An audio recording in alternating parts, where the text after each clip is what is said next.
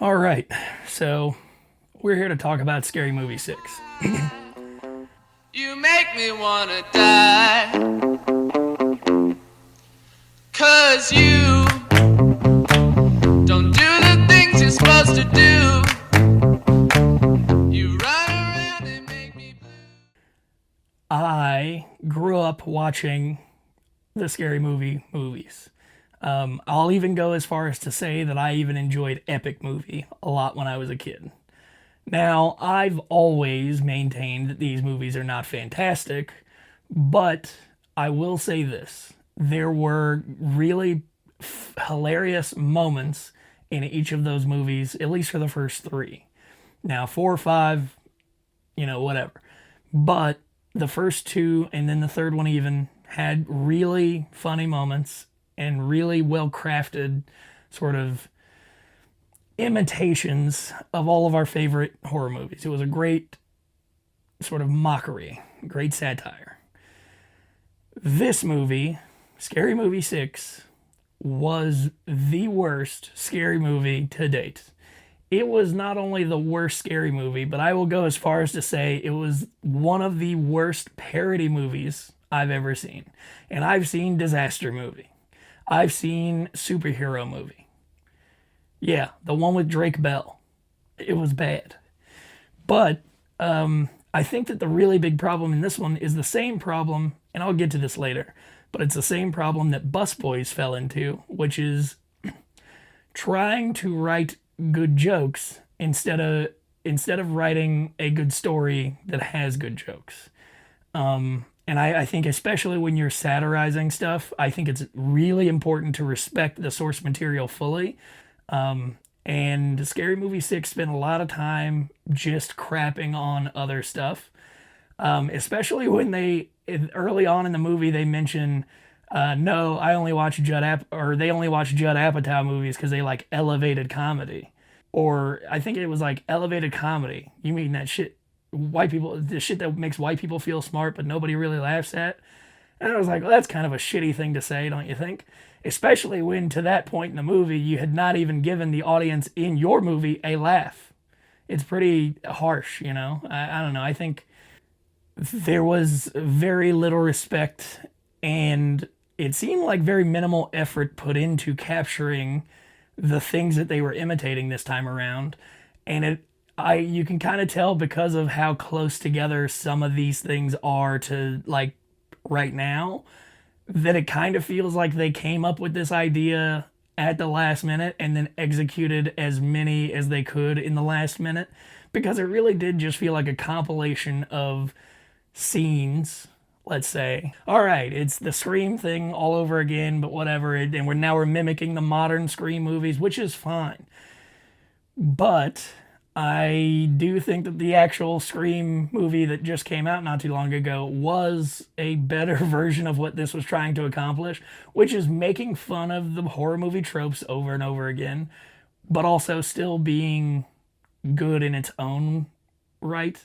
I think this movie was just, it looked like if you did a Mad Lib with the dialogue from these other movies. It doesn't look like someone went through and actually wrote a script with the sort of inspiration of the originals. It feels like they just sat down, watched the movies, copied the lines, and said, how can we make this funny? It doesn't feel like, oh, I thought of this funny thing that could have been in that movie, or that if this happened in that movie, that would have been funny.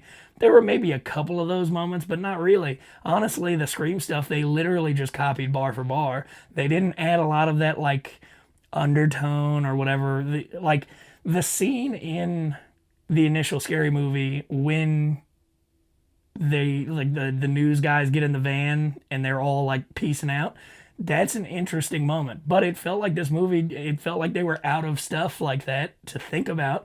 And so they rehashed a lot of the old stuff. They had a lot of nostalgia moments where this character is going to say his line 1,000 times. And ultimately, it just kind of dropped flat for me.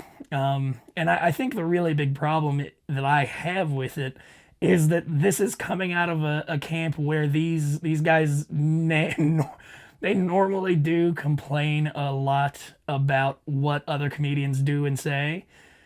And then for them to make a lot of very, very off color remarks about various communities with no regard to any of that, it made the same problem. It had the same problem that Busboys had to me, which is I'm not okay with edgy humor or dark jokes or jokes at other people's expense. What I am not okay with is doing those jokes with no meaning, no thought, no actual coherent. Stereotypes are funny when the stereotypes aren't beaten to death. The fun of the old movies was that it would play on a lot of stereotypes that were reasonably in pop culture, but maybe not overly talked about constantly, or they hadn't already been mocked a bunch of times. And this movie just kind of goes back to the well rather than digging a new one. And I think that that's pretty lazy. And so, in the same way, the Busboys fell into the trap of just, oh, if we just make fun of trans people and make fun of women, it'll be fine. And then ultimately it falls flat because nothing was motivated. It really just misses the mark of which is crazy to me that like the Wayans brothers are guys who say they grew up being forced to watch classic comedy movies and write down, all right, what was that? What was the joke in here? What was the punchline? Why was that funny? They said all this in an interview. And then for them to like not understand that really what this boils down to is the story funny? Is the moment you're building funny? Is the scene funny? Not is the line a joke?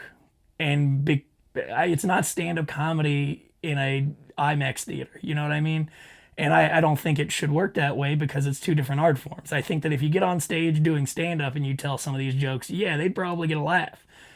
But for you to drag it out with very, very bad acting where every piece of dialogue feels like it's being like yanked out of their mouth, I just can't. The few people that walked out of the theater the other day and said they enjoyed it were met with a few stares from the rest of the audience because we were all sitting there, and I mean all demographics, young, old, whatever. And I think most of the audience was sitting there going like, ah. Because there were even moments during the movie where I would hear like someone laugh, and then like on the second half of their laugh, you could hear like, and then it just, because they would just beat the same dead horse 60 times in a row during some scenes, and it just kind of got old. But it wasn't all bad. The nostalgia was a bit cool, but I think the shining light through this whole movie was Regina Hall. She is fantastic. She's a great comedic actress. Now, here's the problem. The problem I have is that it leaned a lot on making black people sound like sort of colloquial black people. And I think that's ridiculous. Why would you do that? Why, that's not, I mean, I don't think anybody, that on its own is not funny. It's funny when in a moment that requires or like where it belongs, sort of, not to segregate the comedy all of a sudden.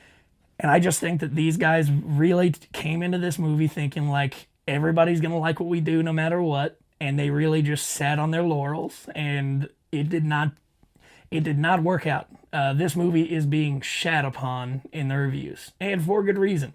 It very clearly is a low effort money grab where they're hoping that they can make another one, maybe, or whatever, now that they have the rights back, or however that worked out. I think it's really ridiculous, all the things that they said leading up to this movie about the other movies that were made, as well as the commentary that they had within this movie. To say those things and then to deliver this is pretty disappointing. Generally, the Wayans brothers have not let me down in my life, but final thoughts on this movie. Overpromised, underdelivered. And I think that's being generous. Because if you're just going to copy all of the things we did like and do them worse, and the jokes don't land, and you're kind of doing all the stuff that everybody that was rooting for you is complaining about the other side of the aisle doing. Like when I watched Busboys, I was like, all right, I can't wait for Scary Movie 6 so I can get a good, like, fun comedy movie in where they're going to tell edgy jokes, but it's actually going to be funny. And then I go into this and I'm just like, wow, they're just two sides of the same coin, apparently. And I think that sucks. I think that sucks a lot because I think it does more damage to comedy than, you know, it does anything else, at least in the movie department. What I will say is you should have seen Breadwinner. And now I know some of you might be scoffing at me going, it's a PG comedy with Nate Bargatze. Who cares? I don't want to watch that. The truth is that I was also pretty curious whether or not I would like it. I was like pretty determined to not like it because it was PG, because I don't generally gravitate towards clean comedy. But then the longer I sat in that theater, within 10 minutes, I was like laughing pretty good. And then within 20 minutes, I was laughing even harder.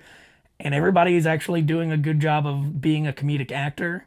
I mean, Nate is being Nate in the movie, but the movie is built well enough around him that it works. And I think that's the really important part to not miss about these other movies, is that if you're going to build a movie around basically stand-up comedy at a certain level, you need the other elements to fill in the gaps. You can't have a bunch of people who want to just say lines into a camera or say jokes to perform this level of art.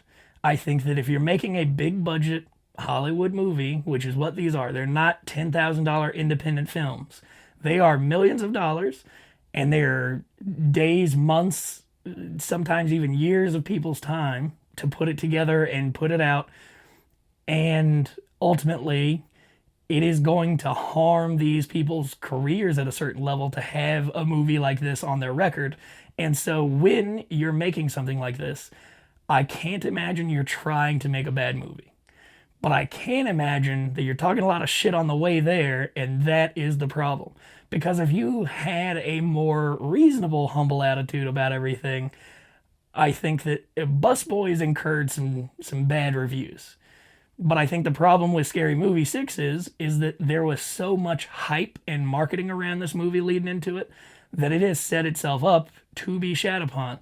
Now, you have to know and be honest, there's no way anybody sat in a test screening of this and actually laughed that hard, unless they were pandering, trying to make sure that they get another test screening or whatever from whoever.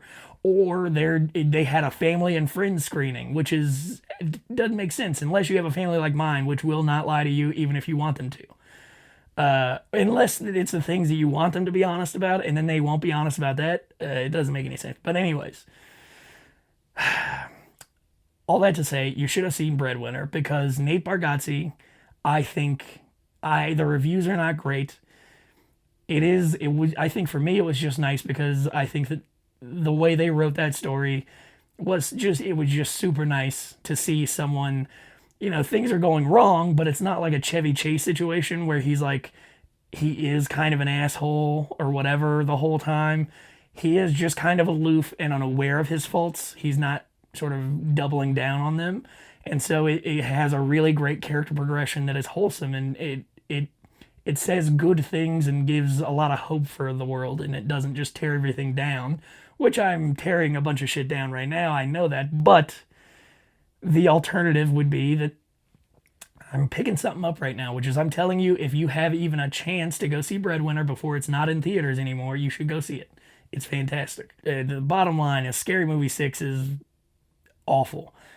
Scary Movie 6 and Busboys, if there's any media that should be lost media, it should have been these two movies.